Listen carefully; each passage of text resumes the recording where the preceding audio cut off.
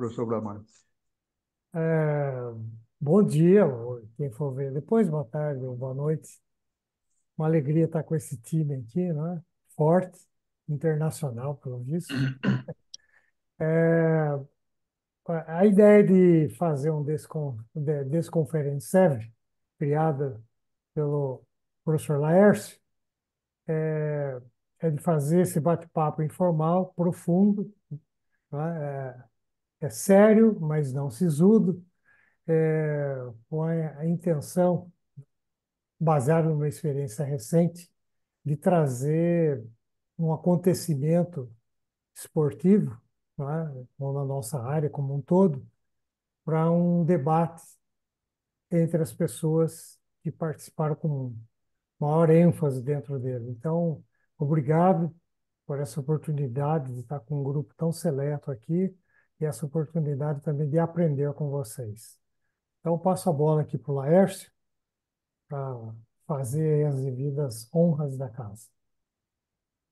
Bom, primeiro agradecer, reforçar o agradecimento a todos e eu não gosto de falar todos, Kátia, então, assim, a cada qual, um agradecimento a cada qual e tenho sempre que explicar a Desconferencieve, que a gente vem fazendo já há 15 anos, na verdade, não parece, né?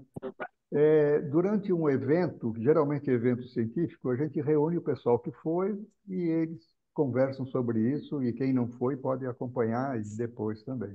O da Nova Zelândia acho que foi o melhor exemplo que o Bramante coordenou e o Vinha, que estava lá na Nova Zelândia, cuidou da participação de todos. É a primeira vez que a gente faz um evento esportivo, sempre é um congresso, né? O pessoal fala dos trabalhos apresentados e não.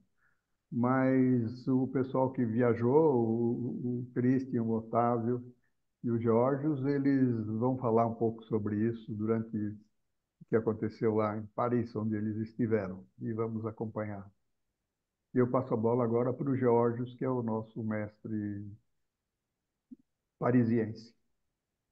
Bom, muito bom dia a todos. Obrigado, Laércio, por promover esse evento. Tenho que pedir desculpas por não termos conseguido fazer durante o período que estávamos em Paris, mas realmente o período que a gente estava lá foi alucinante. O pessoal pensa que a gente foi para Paris passear, que a gente ia ficar se divertir, mas a gente correu e trabalhou muito. Tanto é que eu estava comentando que eu ainda estou um bagaço, não por jet lag, é por cansaço mesmo. E realmente é um prazer muito grande falar de Jogos Olímpicos, de Olimpismo e tudo que aconteceu em Paris. Esses foram meus quintos Jogos Olímpicos presenciais, né? Realmente foi um evento muito bacana, mas também muito polêmico. E eu acho que é isso que nós temos que conversar e discutir e debater aqui hoje, até para trocar experiências. Eu tenho ouvido opiniões favoráveis, desfavoráveis. Eu estava vendo uma entrevista do Luiz Lima descendo a lenha nos jogos, falando que estavam infringindo o olimpismo, que era um desrespeito. Por outro lado, o jornalista Eric Betting elogiando, falando que foi um progresso, enfim, temos ambos os lados favoráveis e contra o que aconteceu em Paris, mas temos que dar a mão à palmatória, que realmente foi um evento muito bonito, muito televisivo, presencialmente foi muito movimentado, e é isso que a gente vai comentar hoje e debater aqui com os demais debatedores. Obrigado, Laércio.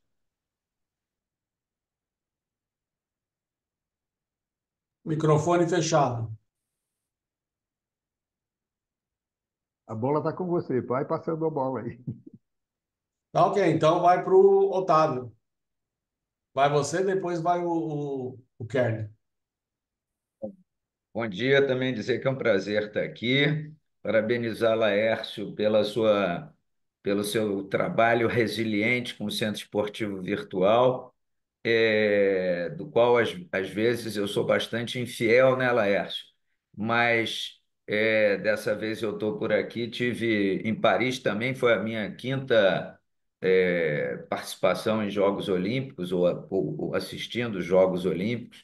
E acho que a gente vai ter aqui um bate-papo bem interessante sobre os eventos acadêmicos, sobre especialmente a cerimônia de abertura e também sobre aquela experiência da Casa Brasil, né? Além de outros tópicos que a gente possa abordar. É isso. Valeu pelo convite, agradeço bastante.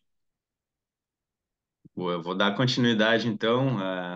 Bom dia, boa tarde para todo mundo que for assistir depois da gravação. Primeiro, Laércio, muito obrigado pelo convite e também enalteço as palavras do Otávio. Parabéns pela iniciativa e por principalmente alimentá-la a cada ano. E é mais do que uma honra estar aqui dividindo esse palco junto com grandes nomes dos estudos olímpicos no Brasil.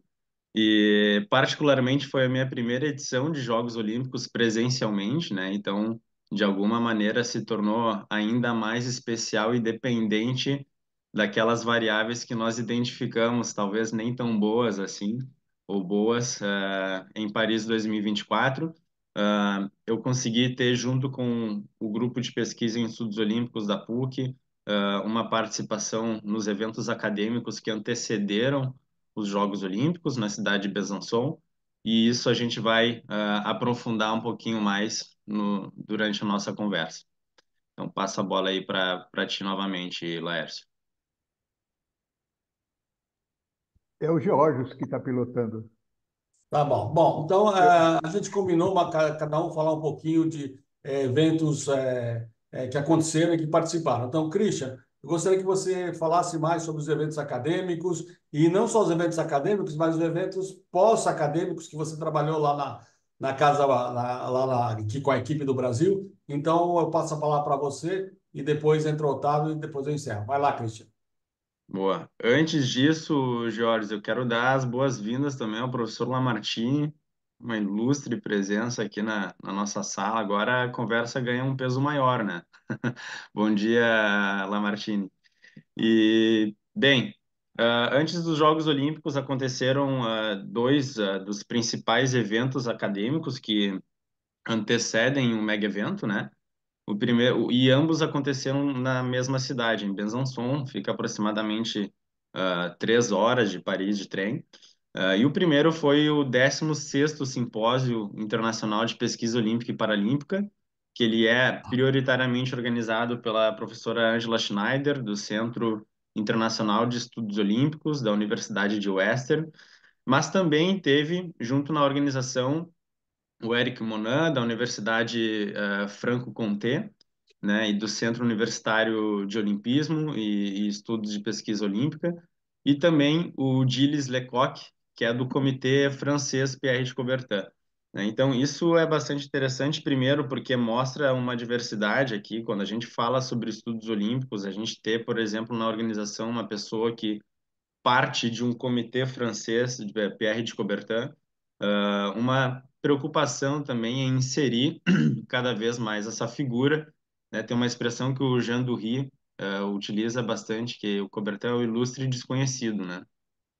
E a gente percebeu isso com bastante clareza, ainda mais nos Jogos de Paris. Ele aparece muito pouco para quem estava lá, e depois a gente vai desbruçar um pouquinho mais.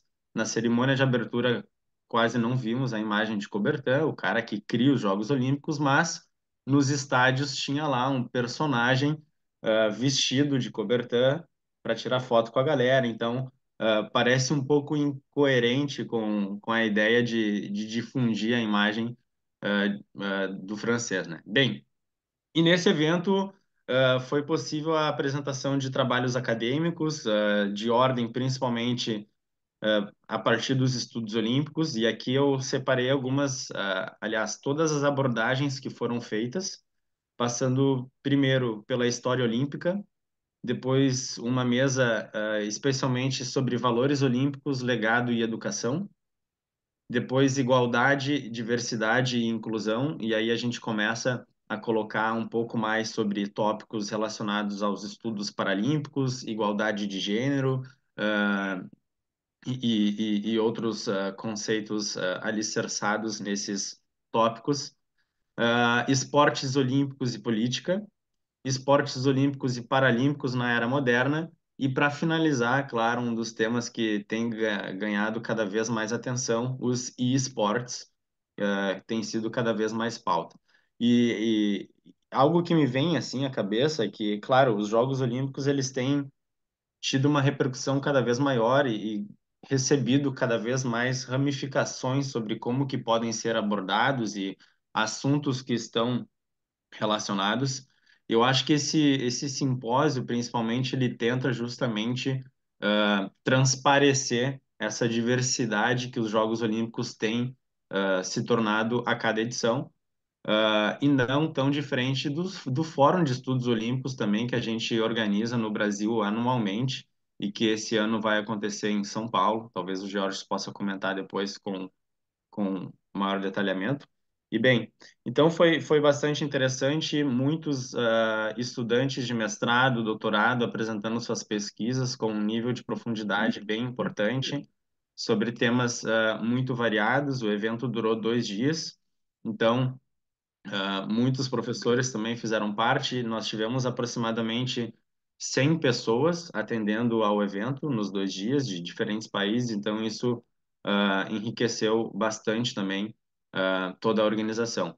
E logo após o simpósio, nós tivemos o quarto Colóquio Internacional de Estudos Olímpicos e Centros de Pesquisa, mais uma vez organizado entre a Universidade de Franche-Comté, né, lá da França, em Besançon, mas agora junto com o Centro de Estudos Olímpicos do Comitê Olímpico Internacional e a Universidade de Tsukuba. Além disso, outros professores também estiveram presentes dentro desse grupo de organização, o professor Nelson Todi, do Brasil, da PUC-RS, professor Stefan Wasson, da Universidade de Colônia, na Alemanha, e o mais bacana, e agora também já faço um agradecimento também, de alguma forma, é que quando nós estivemos lá, muitos nomes acabavam surgindo, né? Quando o pessoal vai falar com os professores, os estudantes do Brasil que faziam parte, alguns nomes acabavam surgindo. Otávio, Geórgios, professor Lamartine, Kátia Rubio, né? Então, a gente foi através do grupo de pesquisa em estudos olímpicos da PUC, representando o PUC Olímpica, que é um projeto da nossa universidade que tenta não só difundir os estudos olímpicos e os jogos no Brasil, mas a nível internacional também, entre professores, mas também não somente de física, mas de outros cursos.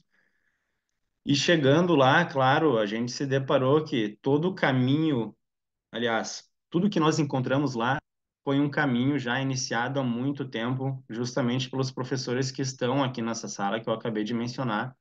Então, faço as honras também ao professor Lamartine novamente, Kátia, Jorge, Otávio, porque tudo isso foi fruto também do trabalho construído por vocês e, claro, não posso esquecer do professor Nelson Todi.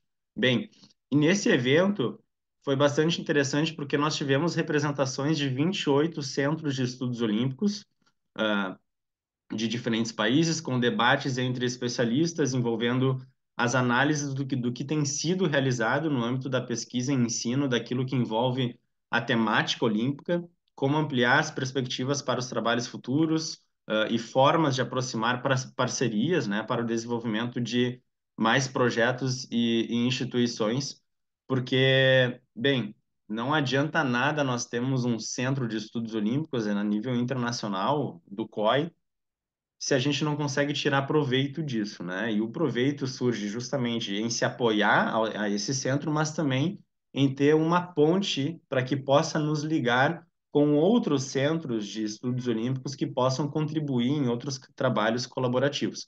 Então, essa foi a ideia. Durante esse evento, que também teve a duração de 2 dias, nós basicamente nos reunimos em 8 grupos, que se tornaram grupos de discussão, né? Bem, cada grupo de discussão tinha 8 minutos para responder uma pergunta. Então, era lançada uma pergunta sobre, por exemplo, o futuro dos Jogos Olímpicos, e nós tínhamos que fazer, encontrar respostas sobre qual é o futuro dos Jogos Olímpicos.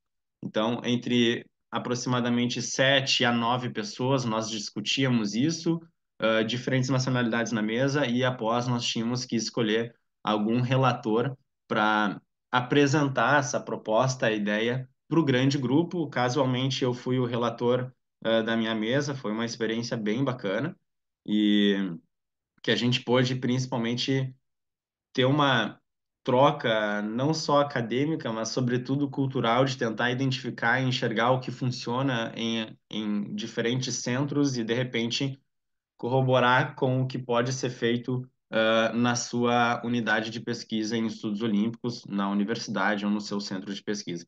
Então, foi bastante interessante, foi bastante enriquecedor. Nós tivemos uma participação importante, principalmente de brasileiros, das 8 mesas que tinham de discussão, todas elas, sem exceção, tiveram a participação de brasileiros. E em todas elas, os brasileiros foram escolhidos como redatores, ou seja, aqueles que apresentavam para todos.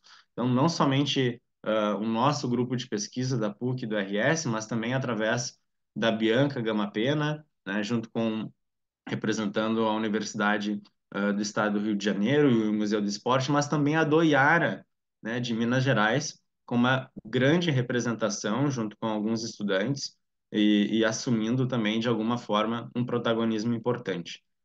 Bem, eu não sei se eu estou me estendendo, Jorge, porque ainda tem a parte do Comitê Olímpico do Brasil, mas isso, se tu quiser, eu posso falar depois. A gente passa a bola agora para ti novamente e a gente segue aí a conversa. Ok, Christian, depois você continua com essa parte do trabalho.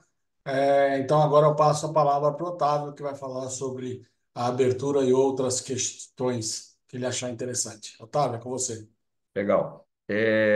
Só queria, Laércio, parabenizar a Rede Nacional de Pesquisa, a RNP, né, porque com Kátia e Lamartine a transmissão está muito pesada. Eu fiquei com medo que ia cair, porque tem né, fora o pessoal que já estava, né, a coisa ficou pesada, pesada no bom sentido, tá? Da cerimônia de abertura se falou muito, né? Mas eu acho que não se falou do essencial, né? Na época, período de Jogos Olímpicos, né? Quase todos nós viramos especialistas em skate, surf, hipismo, handball e outras coisas. Mas quando se fala do movimento olímpico, da sua identidade e sua história, também a gente vê um bocado de aventureiros, né? Ou pessoas vou melhorar o adjetivo, né? São pessoas que têm aquele interesse episódico, né? E que fazem seus diagnósticos e dão sua opinião. Se discutiu muito a questão do roteiro, do enfoque da cerimônia, na coisa da cerimônia do amor, dos Jogos do Amor, né? Daquele set sobre a diversidade, mas não é isso que me interessa.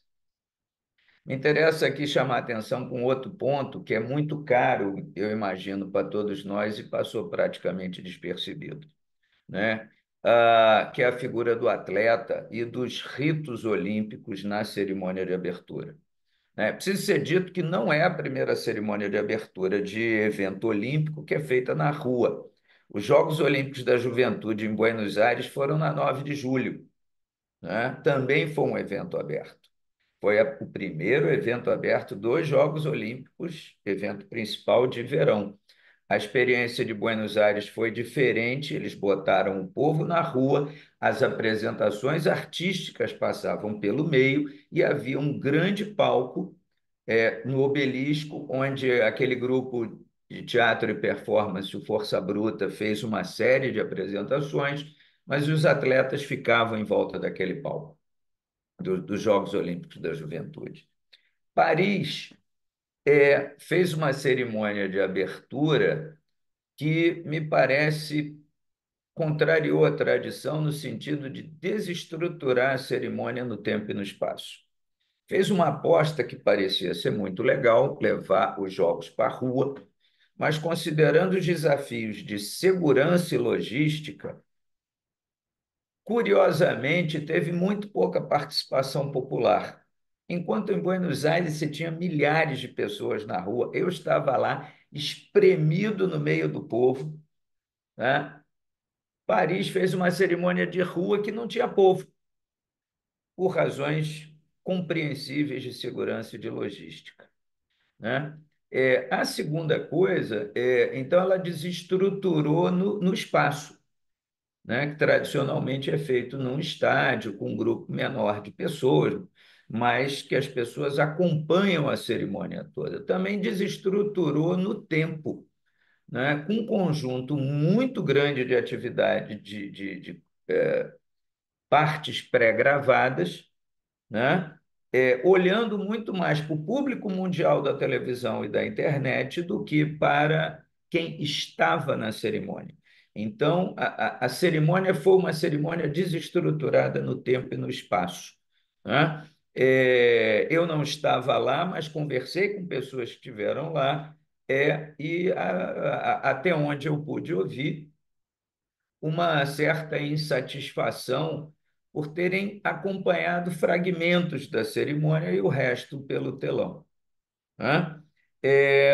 Me parece interessante também colocar, nesse sentido dessa análise bate-papo, que quando a gente olha para a cerimônia de abertura, aquele antropólogo Roberto da Mata, que teve uma época que trabalhou, vamos dizer assim, com estudos olímpicos, ele mostrou assim, a cerimônia de abertura tem dois momentos estruturais, a festa e o ritual, né? A festa é aquele momento de apresentações artísticas que, diga-se de passagem, desde 88 na Coreia, fundamentalmente virou um momento do país celebrar e mostrar para o mundo sua identidade, sua cultura, sua história, seja do país, seja da cidade, né? E um outro momento, que é o momento do ritual, que é regulado pelo protocolo da Carta Olímpica, que você tem o hasteamento da bandeira com o hino olímpico, os juramentos, né? O acendimento da pira, né? Esse momento foi quase marginal numa cerimônia de quase 4 horas de duração. Primeira coisa foi essa. Segunda coisa que, assim, se a gente pensa para quem são feitos os jogos, ou para quem deveriam ser feitos os jogos? Só para os atletas, né? E os atletas sumiram na cerimônia de abertura. A cerimônia de abertura devia ter três grandes centros. Ok, na parte festiva, profana, vamos assim dizer, pensando a abertura como um ritual secular, a celebração da cidade, do país, né? Barcelona fez a celebração da cultura do Mediterrâneo. Foi muito mais do que só Barcelona, né? É, E tem uma outra parte que o outro grande eixo é o protocolo e o terceiro grande eixo são os atletas.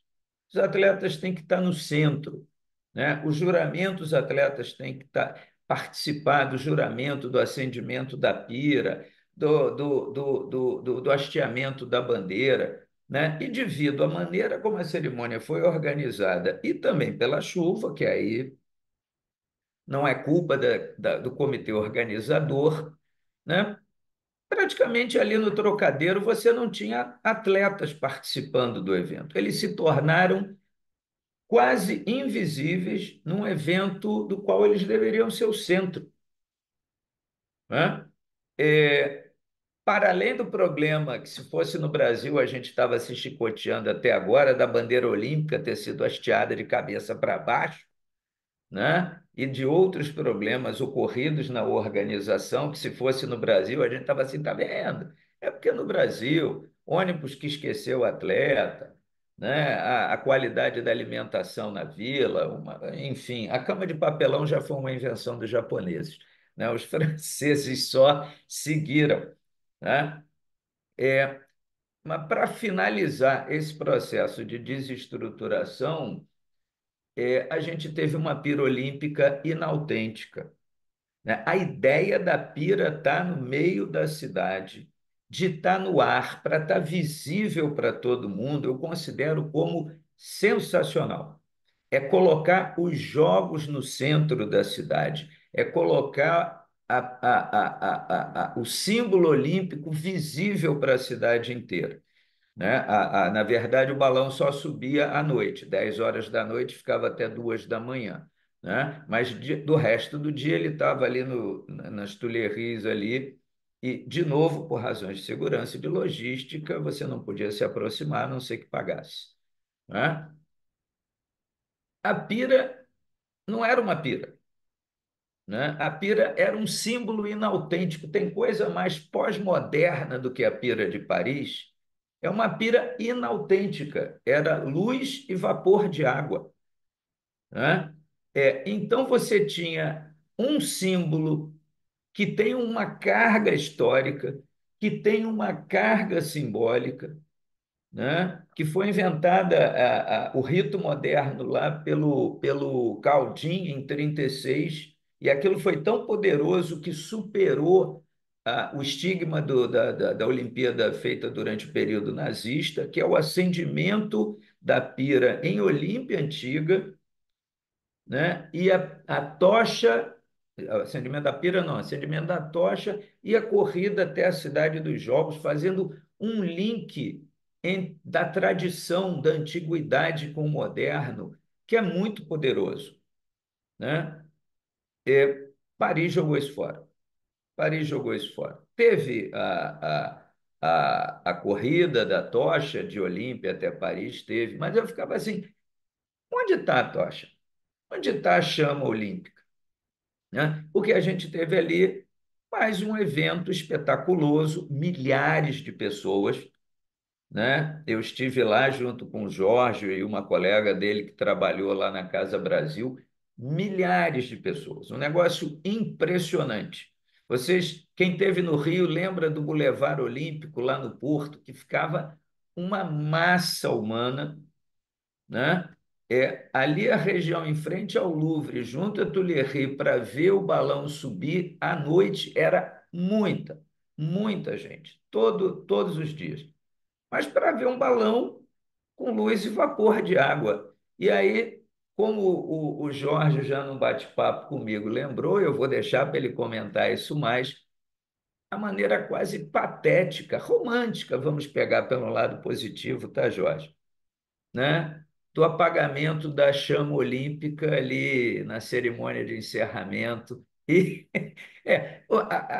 alguém vai dizer assim: olha, é romântico, né? Outros dirão patético. Eu penso que Paris avançou de maneira nunca vista antes na desestruturação daquilo que deveria ser o mais importante da tradição, da identidade, da história do movimento olímpico, né? Botando na marginalidade no sentido da visibilidade os atletas, né? Dando um caráter quase também marginal às cerimônias rituais. A bandeira da Grécia não foi vista, foi só na cerimônia de encerramento ali. Junto, o pessoal também está brincando se aquilo é um ET, se era um mosquito da dengue, se alguém que nadou no Sena e sofreu mutação, né? Como a gente está num bate-papo, eu estou me permitindo brincar um pouquinho sobre isso. Mas, assim, é, e a invisibilidade praticamente da figura do Coubertin na própria cerimônia de abertura, né? Eles escolheram outras narrativas, vamos chamar assim, politicamente corretas, né? Bacana, deram uma visibilidade grande às mulheres, a primeira Olimpíada com paridade de gênero, isso é super importante. Celebraram uma série de mulheres importantes na história francesa, colocaram a Alice Milliat, que criou os Jogos Femininos, né? Que depois que teve um impacto importante no aumento da participação feminina nos Jogos Olímpicos. Mas Coubertin, que para mim ia ter um grande destaque por ser francês, praticamente marginal na cerimônia no seu próprio país. Tá? Foram essas as provocações aqui do momento, para quem quiser conversar aí mais sobre isso. Tá bom, Jorge? Devolvo a bola aí para você. Ok, Otávio, você estragou. Eu queria criticar o sopro na pira, né? Pira no fogo, que foi um aborto da natureza, coisa mais ridícula que eu vi. Realmente jogaram no lixo a tradição de um apagamento visual, bonito, que realmente encerrasse os jogos. Mas, dentro da nossa programação, vou falar um pouquinho sobre a Casa Brasil. Casa Brasil é um local, desde 2004, o Comitê Olímpico Brasileiro, na época, hoje o Comitê Olímpico do Brasil, monta a Casa Brasil nos Jogos Olímpicos, que era um ponto de encontro de torcedores, e neste ano foi a primeira vez que houve a proposta de ele efetivamente ser um local comercial, onde obrigatoriamente todos os atletas medalhistas passaram, né? Eles ganhavam a medalha, iam no trocadeiro na França, lá para os franceses, e vinham para a Casa Brasil, eram homenageados, recebiam a premiação. A Casa Brasil teve 15 patrocinadores e realmente das casas que estavam no Parque La Villette foi uma das mais concorridas. O tempo inteiro lotado, mais de 4.000 pessoas por dia indo, assistindo jogos do Brasil na Casa Brasil, consumindo açaí. Tinha Minas lá que oferecia cachaça, etc., de graça, então já viu com a fila que era lá. Enfim, né, tinha uma série de atividades bastante interessantes.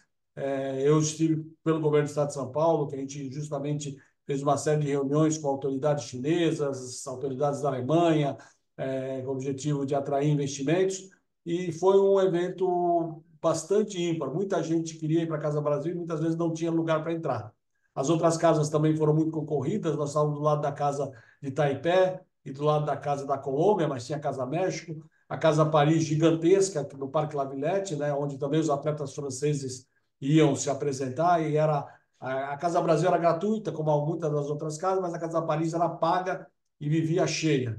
Então entra aí o objetivo comercial dos jogos e o comercial das casas, que é uma política que o Comitê Olímpico Internacional pediu para os países montarem as suas casas nesse local.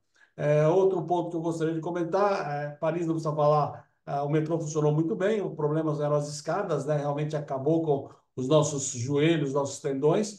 Eu tive a oportunidade de assistir atletismo, vôlei de praia, a arena espetacular, né? Você assistia os jogos com a Torre Eiffel ao fundo, e no momento que ela acendia e piscava era uma festa. Tive a oportunidade de atletismo, natação, futebol. As modalidades do Brasil, tecnicamente, deixaram a desejar, algumas vitórias muito interessantes. Realmente, a ideia de serem os Jogos das Mulheres, a maioria das medalhas nossas foram conquistadas por mulheres, e isso foi muito festejado. Ah, o Comitê Olímpico do Brasil deu, como tem feito nos últimos anos, uma estrutura excelente para os atletas. Tive a oportunidade de visitar a Vila Olímpica, de visitar o prédio do Brasil, muito bem estruturado. Além do prédio do Brasil, tinha a Casa Brasil, que o Christian vai falar daqui a pouco, onde os atletas brasileiros tinham uma cozinha própria. Aliás, esse era um problema, como foi dito, né? Um dos problemas detectados é que Paris se propôs a serem os Jogos Verdes, mas uma crítica que foi feita foi, primeiro, com relação ao Senna, que acabou prejudicando a saúde de muitos atletas que competiram, né? Não conseguiram despoluir como eles queriam para fazer a prova, fizeram assim mesmo e acabou afetando o desempenho e a saúde de atletas. Outro ponto foi o consumo de Coca-Cola e o plástico, né? Por ser uma Olimpíada Verde, utilizou muito plástico da Coca-Cola, obviamente porque é uma patrocinadora, das maiores patrocinadoras dos Jogos. O problema da comida, né? Eles acabaram tendo que racionar ovos, racionar carne, porque a quantidade que os atletas queriam, não sei o que fizeram, não acreditaram. Então, eu almocei na Vila Olímpica e realmente só tinha um tipo de carne, e eu dava risada, né? Eu já tive a oportunidade de ir para outros jogos, quando você ia na cozinha internacional, você tinha todo tipo de carne, todo dia lá no Paris, uma bandejinha só de carne, que realmente, para os atletas, ovo não tinha, enfim, uma série de elementos necessários para os atletas. Outro ponto que eu gostaria de comentar é justamente o contato que os atletas com os atletas. Uma das coisas que tem falado é que foi muito grande. Realmente houve a procura de aproximação dos atletas da população. Uma das críticas que está sendo feita dos jogos é justamente a dificuldade em obter ingressos, né? Por incrível que pareça, nós tivemos a sorte de estar na Casa Brasil, de obter os ingressos, de poder ir, mas o pessoal queria comprar ingressos, só quem estava lá e comprou com antecedência. Nos outros jogos a gente sempre conseguia comprar na porta, tinha bilheteria, você conseguia adquirir ingresso para assistir um jogo ou outro, mas dessa vez era impossível, né? Até cambista estava difícil conseguir, mesmo porque pela primeira vez não tinha o ingresso físico. O pessoal antigamente colecionava ingresso físico e esse ano o ingresso era digital. Você tinha que ter o celular, se acabasse sua bateria, você não voltava, você não entrava mais. Era um problema muito grande, né? Porque todo mundo ficava procurando tomada para carregar o celular, porque sem celular você não podia entrar nos jogos. Isso é uma característica diferente desses jogos. Enfim, eu fiquei muito contente, como eu disse, não tem como não ficar contente de ir nos jogos, encontrar os companheiros, Otávio, o Nelson Todd, o Christian, todo o pessoal que estava lá. E realmente agora temos que pensar em Los Angeles, que diferentemente de Paris tem um problema muito grave de trânsito. Pelo que eu estava lendo, todo mundo que vai para os jogos vai ter que alugar carro, vai ter que se deslocar de carro, porque os locais são longe um do outro. Vai ser um problemão para quem for assistir os jogos de Los Angeles, diferentemente de Paris, que realmente foram jogos de muito fácil transporte, né? Além da cidade ser excepcional, tive a oportunidade de visitar a exposição olímpica no Louvre, realmente uma exposição muito bem elaborada, muito bacana. Já havia outras exposições em Paris inteira mostrando a origem dos jogos, mas como foi dito, muito pouco de Coubertin. Na exposição do Louvre não tinha o Coubertin, por incrível que pareça. Não achei a foto, nenhuma fotinha do Coubertin na exposição do Olímpica do Louvre, que eu me lembre, né? E é isso. Bom, vou ser breve, passo para o Christian falar um pouquinho sobre a estrutura da Casa Brasil lá, e daí o Laércio parece que quer falar antes. Fala, Laércio.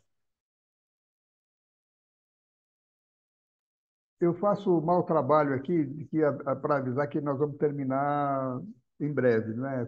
Termina às 10 horas oficialmente. Então, assim, eu precisava só pedir para a gente Às rolar um dez e pouco, a meia, gente, né? ou 10h30, perdão. 10h30. Tá bom, porque já são Já 10 passou. e 6. Eu digo, já acabamos há seis Ah, minutos. não, mas é uma sobrevivência. Mas 10h30, ok.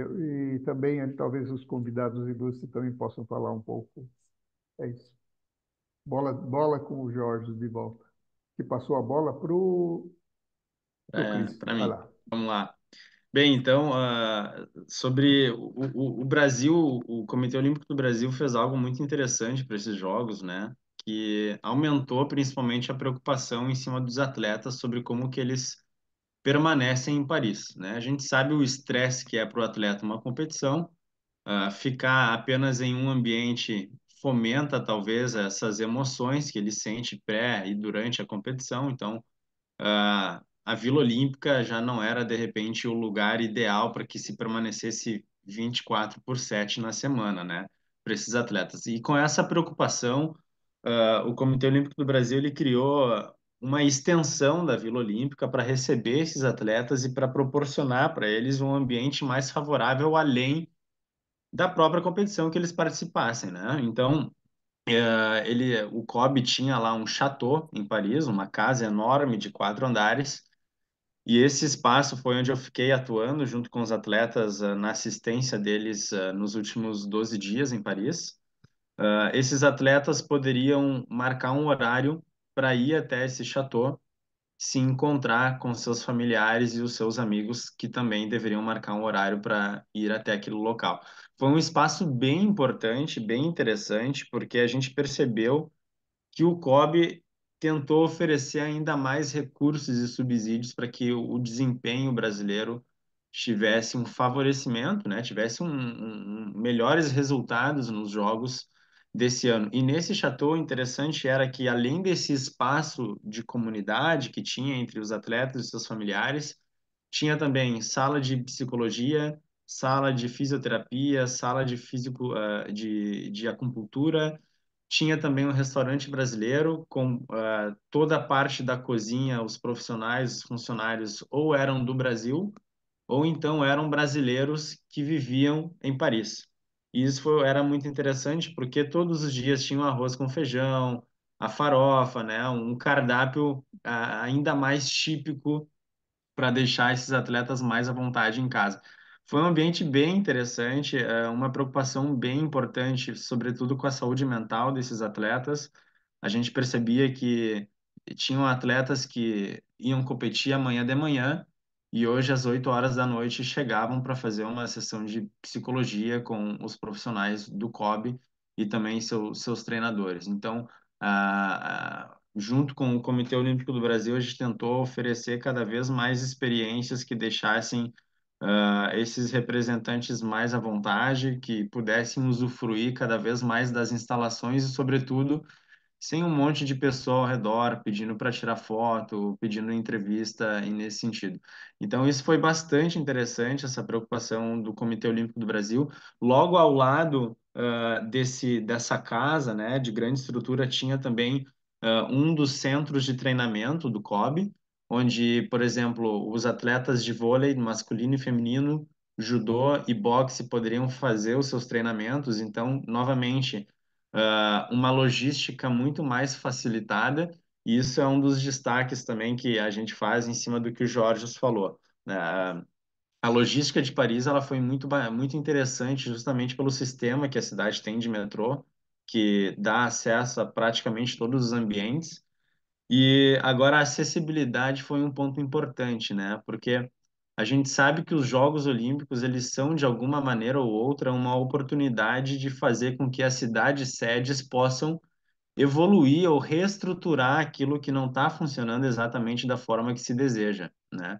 E a gente viu isso na tentativa de deixar o Sena mais limpo, né, de finalizar algumas obras da cidade que ainda estavam em andamento para ter os Jogos Olímpicos cada vez mais sustentáveis, né, mais dentro da pegada sustentável.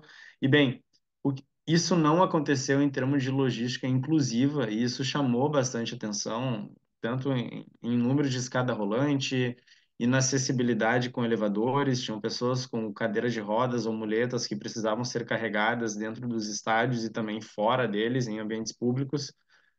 E isso ressalta um ponto negativo, infelizmente, sobretudo porque os Jogos Paralímpicos estão começando agora, no mesmo lugar, e a gente não consegue identificar um plano de ação e intervenção para favorecer também uma cidade mais acessível, além de mais sustentável, e me parece que isso Paris conseguiu fazer com mais eficiência, utilizando lugares públicos e urbanos, né, a céu aberto. A própria cerimônia tentou ser um exemplo disso.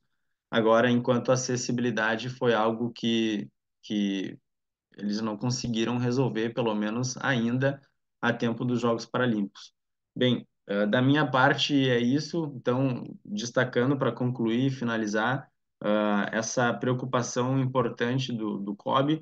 Aqui na PUC, a gente está fazendo uma pesquisa em saúde mental que contribuiu também para o trabalho realizado lá.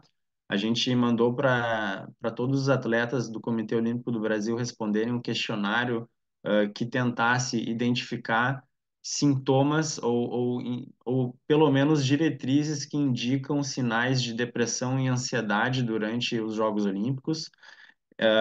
Esses resultados não dizem que tu está com depressão, por exemplo, ou ansiedade, mas te dão encaminhamentos que chamam a atenção e que a gente pode encaminhar para um tratamento especializado. Então, uma vez que esses atletas respondiam esses questionários, nós conseguimos fazer, através do nosso grupo de psicologia, um delineamento, um filtro daqueles que apresentam alguns sinais de alerta. Encaminhávamos novamente para o Comitê Olímpico do Brasil os atletas que nos chamavam a atenção, e aí eram feitas as intervenções durante as competições. Isso foi um trabalho bem bacana que a gente conseguiu fazer em parceria e que lá a gente acabou percebendo também um impacto importante, justamente com uma estruturação que pudesse atender integralmente e a nível interdisciplinar todos os atletas que estivessem participando dos Jogos. Acho que esse foi um ponto bastante positivo de Paris 2024, sobretudo por uma evolução de uma perspectiva ainda maior e mais detalhada do que é um tratamento multi com os atletas para que a gente tivesse um desempenho maior. Laércio, passo para ti. Eu estou premido pelo tempo aqui e a minha preocupação, como nos últimos 10 minutos a ideia é termos propostas para a comunidade Estudos Olímpicos, que o Christian dirige e o Otávio começou no século passado, eu queria, eu queria, eu queria deixar dois testemunhos aqui que não podemos deixar de receber, que é o da Kátia e do professor Lamartine, para fazer um encerramento depois, antes da gente fazer o geral. Pode ser, Kátia? Vamos lá. Bom, é um prazer estar aqui com vocês, é, contribuindo com essa leitura de uma edição olímpica tão inusitada. É, Como diz o Eric Hobsbawm, toda tradição um dia foi inventada, não é? Então, a tradição da tocha, a tradição da vila, a tradição da cerimônia de abertura um dia foram inventadas e foram inventadas à luz da sociedade daquele momento em que a invenção foi realizada. Eu vejo que Paris, ela inventa uma nova tradição e é uma tradição solicitada pelo movimento olímpico a partir da Agenda 20+20, não é? Então, Otávio bem lembrou dos Jogos da Juventude de Buenos Aires, estávamos lá juntos naquele momento. Os Jogos da Juventude são um balão de ensaio para aquilo que serão os Jogos Olímpicos depois, não é? E se experimentou na cidade de Buenos Aires naquele ano que seria uma cerimônia de abertura no coração da cidade. Acho muito difícil que isso tivesse acontecido, por exemplo, no Rio de Janeiro. E não simplesmente porque não haveria tempo de fazê-lo no Rio de Janeiro, mas principalmente porque estaríamos no Brasil. A ousadia que a gente viu em Paris só poderia ter acontecido num país europeu, aonde o movimento olímpico e o esporte é visto de uma outra forma. Eu tendo a ter uma leitura um pouco diferente dos colegas sobre a cerimônia de abertura, por exemplo. Penso que Paris não prestigiou apenas os atletas franceses, prestigiou os grandes atletas, os grandes nomes do esporte olímpico internacional, ao colocar Nadia Comaneci, ao colocar Carl Lewis, ao colocar Nadal, naquele momento onde era como se, em nome deles, todos os demais atletas do mundo, e não apenas daquela geração de Paris, estivessem sendo homenageados. Entendo que essa solicitação de Jogos Olímpicos mais urbanos, mais integrados, acontecem olhando para o século XXI e não para o século XIX. Não é? Então, penso que a criação dessa nova tradição olímpica segue na esteira daquilo que a gente está chamando de neolimpismo. O que é o olimpismo para o século XXI? É o olimpismo das redes, é o olimpismo do virtual, é o olimpismo das telas. O presencial ficou no passado, não é? Comitê Olímpico Internacional e Movimento Olímpico olham para o futuro, olham para a juventude. Isso é que o movimento olímpico quer, principalmente quando há uma monopolização das imagens que geram não apenas visibilidade ao Comitê Olímpico Internacional, mas também recursos. E quando a gente olha tudo aquilo que acontece nesse momento dentro do movimento olímpico, com a criação dos Jogos Olímpicos Eletrônicos de 2 em 2 anos, lá no Oriente Médio, não é? Quando a gente vê todo um movimento de transferência dos Jogos Olímpicos, talvez de 38, também para o Oriente Médio, onde já fazem as piscinas para o surf no meio do deserto, é isso que o movimento olímpico olha hoje em 2024, não é? Sim, a Agenda 20+20 e os seus desdobramentos pedem ações para o futuro. E é isso que nós vimos em Paris. Uma busca pelo rejuvenescimento, uma busca de link com a juventude, e não apenas uma juventude no sentido de renovar o movimento olímpico, mas principalmente na busca de mercados. Não é? Penso que o movimento olímpico dá uma virada de página em 2024, tornando o profissionalismo não apenas como uma superação do amadorismo, mas principalmente uma aceleração na forma de lidar com as questões olímpicas, que antes demandava tantos anos, tantos congressos, e hoje as questões do movimento olímpico são resolvidas quase que em tempo real, em função daquilo que a sociedade demanda do movimento olímpico. O movimento olímpico se modernizou e se modernizou rapidamente para atender aquilo que a sociedade esperava de si. Não vejo os Jogos de Paris como os Jogos Românticos. Não, é uma edição dos Jogos que anuncia aquilo que se espera para o futuro, não é? Que se adequem a esse novo modelo. É um modelo virtual, é um modelo televisivo, é um modelo pré-preparado, onde o tempo real fica para as competições. Mas vejo que a cerimônia de abertura e cerimônia de encerramento são cada vez mais editadas para poder proporcionar ao público de casa global que gera renda para o movimento olímpico, sim, muito mais do que aquilo que é presencial. Me preocupa muito o monopólio da informação e da imagem. Isso vai ter desdobramentos muito sérios ao longo da história, porque muito daquilo que acontece não é sabido nem transmitido, porque isso leva a um engessamento dos meios de comunicação que, visando a economia, deixam de enviar cada vez mais profissionais para fazer a cobertura em loco, mas a gente vai saber disso depois lá na frente. Laércio, obrigada pela oportunidade. Queria também dizer que o Grupo de Estudos Olímpicos da USP trabalhou intensamente nesses 19 dias, deixou aí um registro das suas reflexões no canal Olimpiar do YouTube, com lives diárias, muitas reflexões a partir disso que nós vimos e daquilo que, em certo sentido, nós havíamos anunciado com as nossas pesquisas e que, aos poucos, nós vamos vendo a efetivação dessas coisas. E só mais um detalhe, não é? Eu afirmo que foi construída uma narrativa de igualdade que não se cumpriu e acho que a gente precisa se debruçar sobre por que se bateu tanto na narrativa da igualdade se ainda o número de homens no total permanece maior do que a das mulheres. E, mais uma vez, a força do monopólio da informação repete essa narrativa que não condiz com o fato. Nós tínhamos quase 200 homens a mais do que as mulheres em Paris. É isso, obrigada.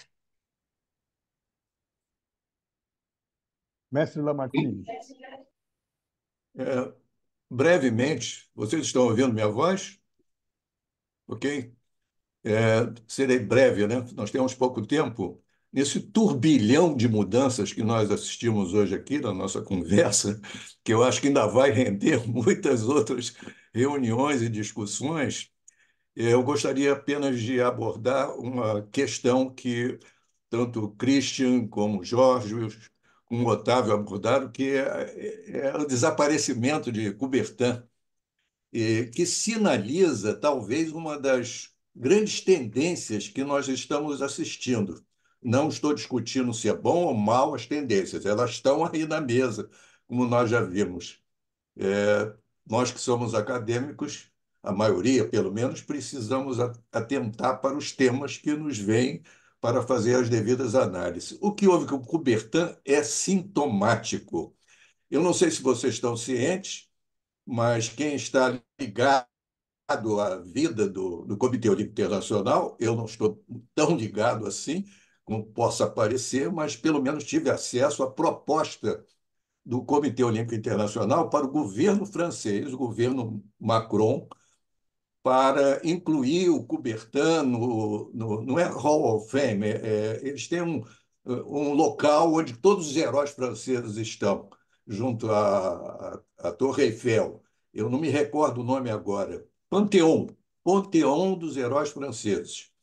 O governo Macron não respondeu, não respondeu, foi muito indelicado com relação ao Comitê Olímpico Internacional, que não quis criar nenhum problema. Mas o silêncio significa que acharam que o Coubertin não podia pertencer ao panteão dos heróis franceses. Então, o que nós estamos vendo aí é o seguinte: uma possibilidade. O governo Macron é da esquerda, e a esquerda francesa tem uma longa tradição em rejeitar os nobres franceses, né? Quem acompanha as histórias olímpicas sabe perfeitamente dos estudos que foram feitos alguns anos atrás, que criaram um impacto no Brasil, com relação a acusar o Coubertin, pela sua origem nobre, que ele não representaria, de fato, uma situação democrática e várias outras acusações que houve com relação ao provável elitismo de Coubertin. O próprio Coubertin, na vida dele, ele sofreu isso, ainda em vida. Todos nós acompanhamos e sabemos que 2022, se eu não me engano, é, não, 1922, desculpe, houve uma iniciativa dele de se envolver com os operários franceses, né? A famosa proposta do Sport pour tous, que era uma proposta política. O próprio Coubertin já experimentou na sua vida, em vida, uma certa tendência ao politicamente correto. Então, essa questão do Coubertin desaparecer do cenário nada mais é de que um sinal que nós teremos à frente, e não estou fazendo julgamento de valor se é bem ou mal, é um fato que está na mesa de coisas politicamente corretas influenciarem os Jogos Olímpicos. Nós assistimos vários debates com relação a isso, não há tempo para nós citarmos, vocês devem ter acompanhado pela mídia. Houve acusações, inclusive, da delegação chinesa com relação a insultos na piscina dos nadadores americanos para os nadadores chineses. E houve qualquer coisa semelhante com os australianos. Enfim, nós estamos nos envolvendo numa certa disputa, não somente de situações de politicamente correto, mas que inclui um certo racismo.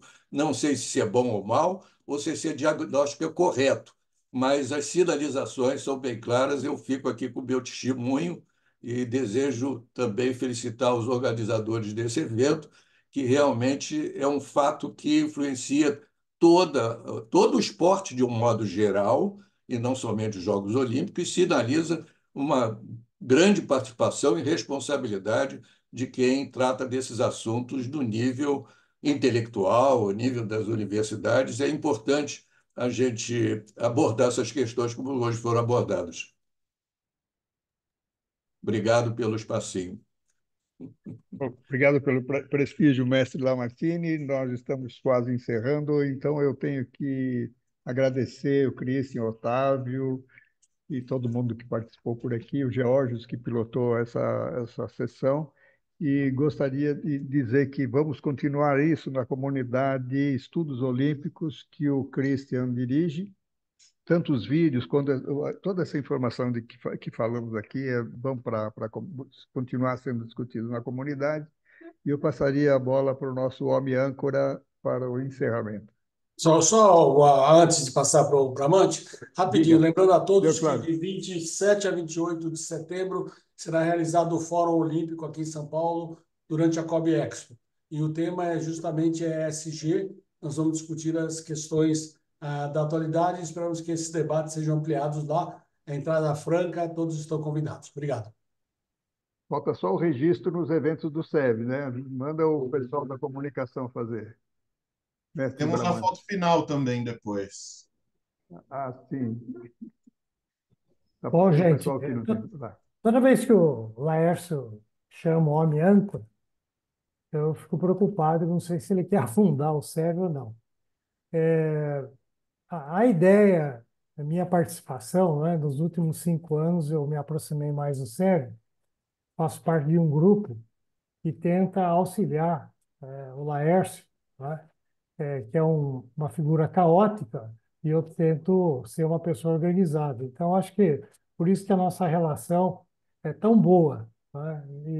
Então, quando eu vejo isso daqui, eu fico muito feliz e lembro do que o Laércio fala, que toda vez que tentaram organizar o SEB, não deu certo, né? Então, ele falar isso para quem lida com gerenciamento é uma punhalada, mas eu tenho minha tendência é achar que ele tem razão, né?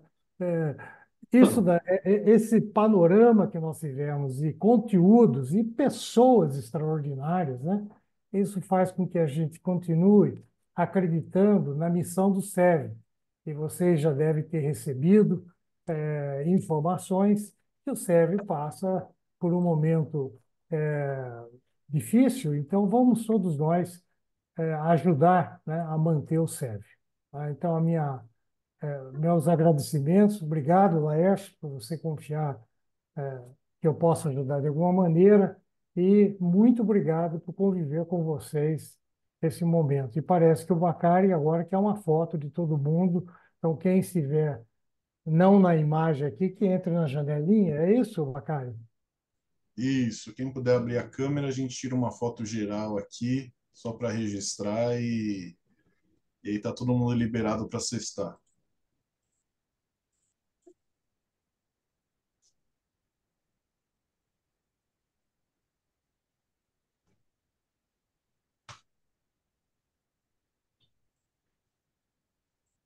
Perfeito, turma. Agradeço. Obrigado. Obrigado, pessoal. Forte abraço a todos. Tchau, Valeu, gente. Um obrigado. abraço. Obrigado, Laércio. Obrigado, Obrigado. Tiago. Valeu, Jorge. Parabéns. Tchau, gente. Obrigada, Obrigado, Laércio. Jorge. Obrigada, Parabéns. Bramante. Prazer estar com vocês. Obrigado, igualmente.